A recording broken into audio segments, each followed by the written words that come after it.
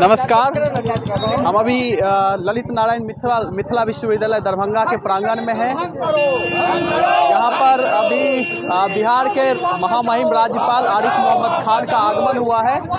Convocation कार्यक्रम में कई वर्षों के बाद आज ये कन्वोकेशन कार्यक्रम चल रहा है और इस कन्वोकेशन कार्यक्रम में VC और जो आरिफ मोहम्मद खान हैं उनसे मुलाकात के लिए जो शिक्षक शिक्षकेतर कर्मचारी संघ के नेता हैं, कार्यकर्ता हैं, यहाँ हैं, हमारे बीच हैं। तो हम उनसे बात करने का प्रयास करते हैं, क्या मांगे हैं, किन मांगों को लेकर ये आरिफ मोहम्मद खान माननीय महामहिम राज्यपाल से मिलना चाहते हैं। क्या मांगे आप लोग? हम लोग 62 रोज से लोहिया सिंह महाविद्यालय के कर्मचारी शिक्षक धरना पर बैठे हुए हैं। विश्वविद्यालय से कोई सुनने के लिए नहीं आता है।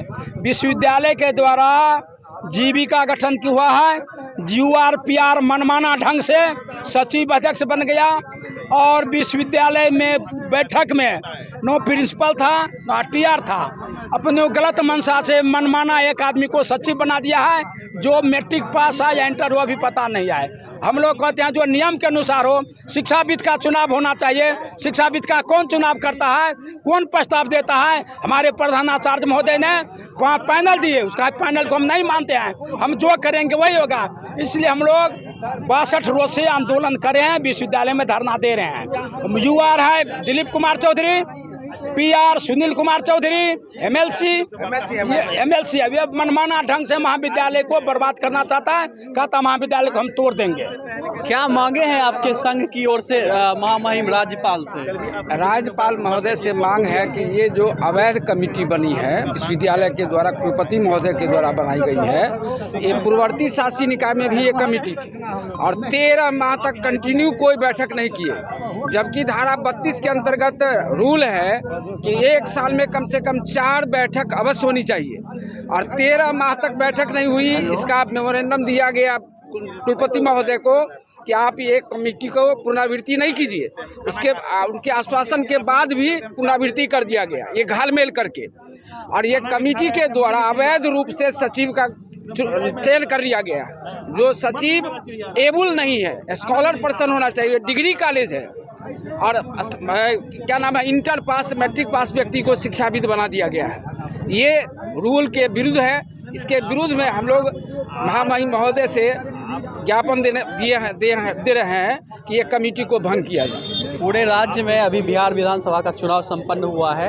NDA एक बहुमत के साथ, एक प्रचंड बहुमत के साथ सरकार बना रही है और शिक्षा के क्षेत्र में तमाम शिकायतें आ रही है। आपके बगल में स्टूडेंट्स यूनियन के लोग प्रोटेस्ट कर रहे हैं, आप कर्मचारी लोग प्रोटेस्ट कर रहे हैं। क्या कहना चाहते हैं सरकार के बारे में? 62 दिनों से 62वां दिन है हम लोग धरना पर बैठे हुए हैं, लोकतांत्रिक तरीके से बैठे हुए हैं और कुलपति महोदय से निवेदन करते हैं कि हम लोग की बातों को सुनी जाए।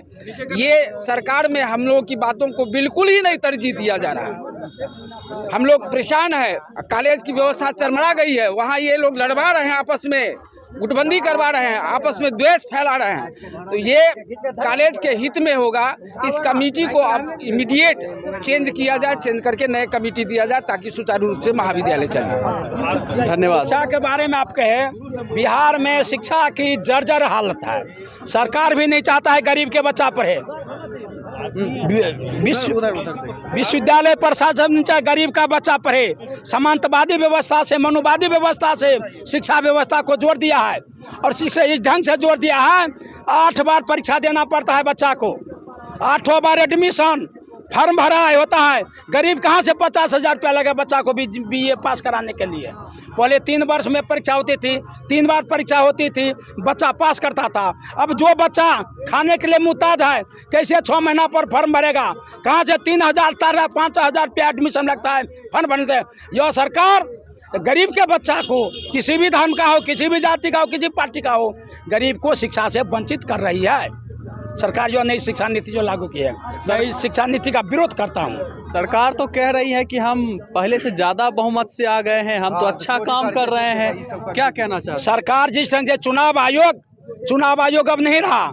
चुनाव आयोग सरकारी पार्टी बन गया है और चुनाव आयोग के मनमाना ढंग से इस तरह का हाल हुआ है। चुनाव आयोग को सुप्रीम कोर्ट बार बार हिदायत दिया है, सुप्रीम कोर्ट उसको रगड़ रहा है, प्रधानमंत्री को भी जवाब देना पड़ रहा है, लेकिन मनमाना करे सरकार। जो TN सेशन चुनाव आयोग को पहले कोई नहीं जानता था कि TN सेशन दिखा दिया चुनाव आयोग को अपना पावर, चुनाव को अपना अधिकार, इसलिए ये अपना अधिकार का मिसयूज।